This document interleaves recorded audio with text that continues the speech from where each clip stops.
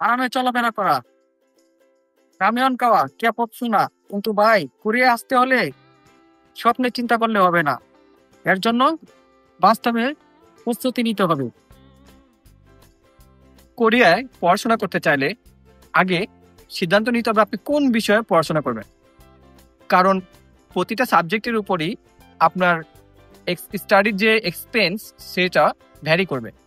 তো আপনি fashion design, computer science অথবা হিস্ট্রি অথবা বিজনেস ম্যানেজমেন্ট, যে কোনো সাবজেক্ট আপনি যে ফ্যাকাল্টি থেকে আসবেন সেই সাবজেক্টগুলো আপনার যেটা পছন্দ সেটা নিতে পারেন, এবং সেই অনুসারে আপনাকে প্ল্যান করতে হবে।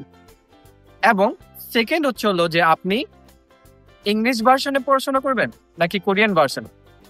যদি ইংলিশ ভার্সনে পড়াশোনা করেন তাহলে আপনাকে আইএলটিএস অবশ্যই দিতে হবে, আর যদি কোরিয়ান ভার্সনে পড়াশোনা করেন তাহলে আপনাকে কোরিয়ান যে লেভেল আছে এক্সামের সেটা আপনাকে কমপ্লিট করতে হবে, অন্তত লেভেল 3 পর্যন্ত কমপ্লিট করতে হবে। তো লেভেল 3 কমপ্লিট করলে আপনি কিন্তু একটা সুবিধা হচ্ছিল, আপনি স্কলারশিপটা সহজে পেয়ে যাবেন। আইএলটিএস এর যেমন 6 স্কোর এবং লেভেল 3 যেমন 3, কেআইপি লেভেল যেমন কোরিয়ান লেভেল সেটা 3 যদি পান তাহলে আপনি কিন্তু সহজেই স্কলারশিপ পাবেন।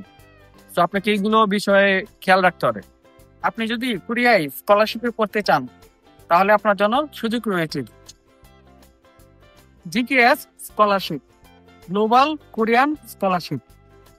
জিকেএস স্কলারশিপ আপনি কিভাবে পাবেন বা কোথায় আপনি এটা সম্পর্কে তথ্য জানবেন, সেটা হলো আপনার কোরিয়ান যে এডুকেশন ওয়েবসাইট আছে সেখানে গেলে আপনি প্রতি বছর দেখতে পাবেন যে কখন তারা জিকেএস স্কলারশিপ দেয়।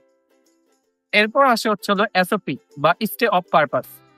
স্টে অফ পারপাসটা হলো আপনি কোরিয়াতে কেন আসবেন, পড়াশোনা করে আপনি ব্যাক যাবেন কিনা, মানে সম্পূর্ণ এটা একটা ডিটেল। তো এই এসওপিটা আপনাকে ভালো করে রেডি করতে হবে। এরপর আসে রেকমেন্ডেশন লেটার, সেটাও আপনাকে ভালো করে তৈরি করতে হবে।